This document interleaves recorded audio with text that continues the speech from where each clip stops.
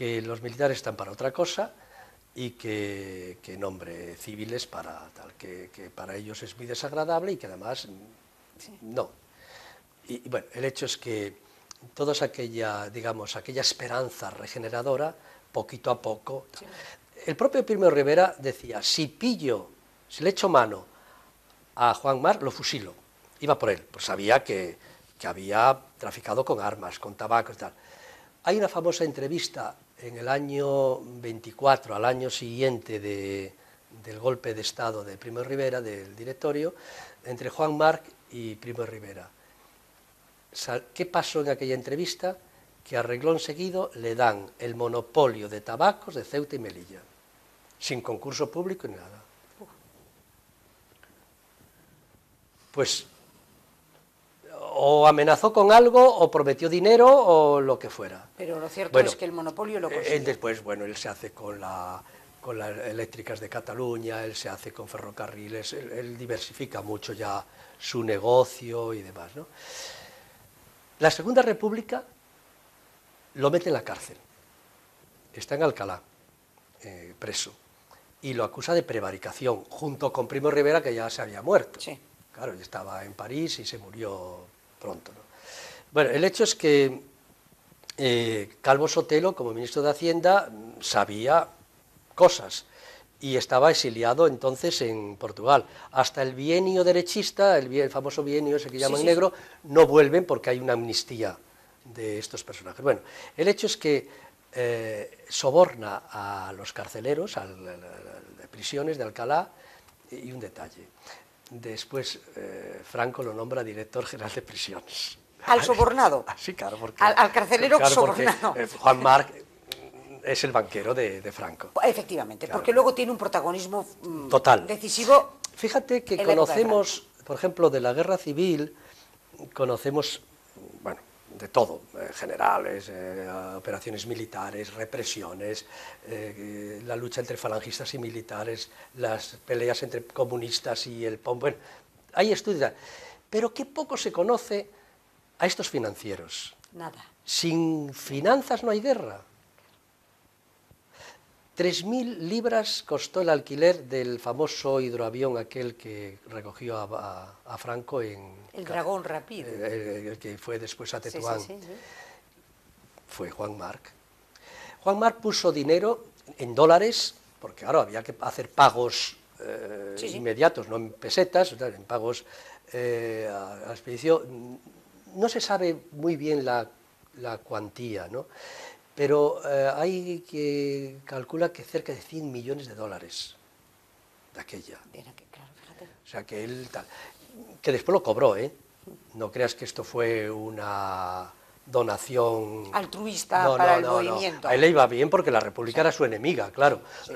Pero tal. Cuando el franquismo, en los primeros años, estaba Serrano Suñer, él no veía muy claro aquello de los falangistas. Y además, como él comerciaba con alemanes, le compraba oro por dólares a los alemanes, pero a su vez traficaba con los ingleses y suministraba productos a los ingleses. Bueno, él, claro, podía ser acusado de espía, doble, ¿no? Claro. Entonces, él se traslada a Estoril.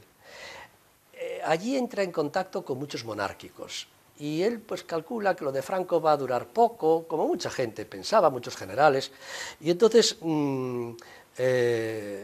empieza a coquetear con los monárquicos para también, incluso da dinero al grupo de Don Juan y demás. Bueno, total, que los ingleses le utilizan para sobornar, que se sabe el número, 30 generales, entre ellos estaba el general Aranda como principal cabecilla, 30 generales españoles para influir en Franco, que Franco no entre en la guerra a favor de Alemania, porque claro, en aquel momento, en fin, no las tenían todas consigo. A lo mejor no hacía falta, porque a lo mejor Franco no quería entrar. Pensado no entrar, pero bueno, de momento las cosas estaban muy indecisas, como todo en esta vida y en aquellos momentos.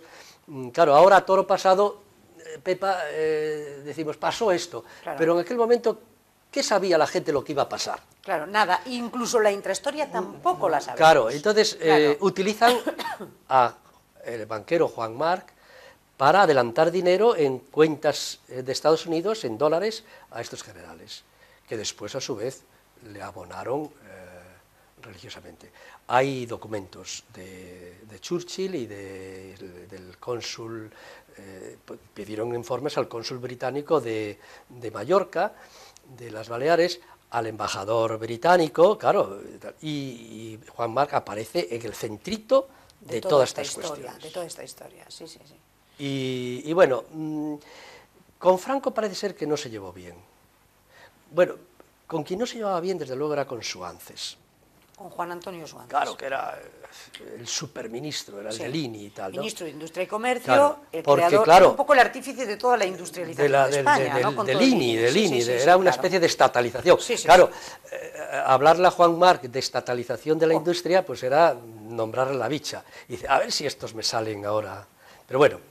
No le interesaba nada. Nada, nada. Claro. Este es un personaje que además sobornó a todo bicho viviente.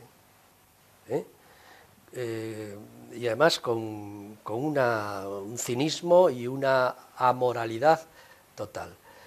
Hay una conversación con Ridruejo donde le dice, bueno, ¿y usted qué le interesa? Yo, ganar dinero. No tenerlo, ganarlo. Era como una especie de algo compulsivo. Sí, sí, sí, sí, sí. Compulsivo.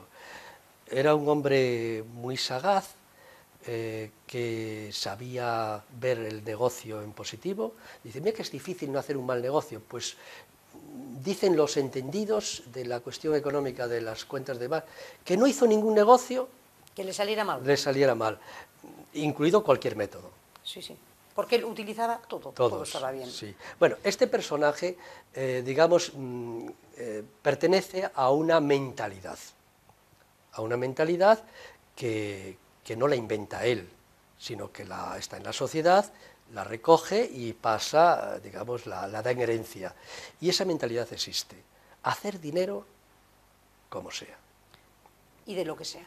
Porque esto me recuerda, ahora ya cogiendo un poco en los inicios de nuestra democracia, que ahora nos estamos enterando, de hace 37 años ya para atrás, nos estamos enterando de que los partidos políticos nacen en un momento en el que, claro, no había dinero, se perfilaba un poco en la transición, claro, pues todo lo que iba a ser esto, y entonces hay estudios, el otro día hablaba Guindal, por ejemplo, de esta historia, y decía, no, es que los partidos políticos que se crearon sin una peseta, cuando se fueron configurando, tenían la necesidad pues de financiarse. De financiarse. Entonces, está perfectamente demostrado que a la UCD la patrocinaron y la financiaron las eléctricas.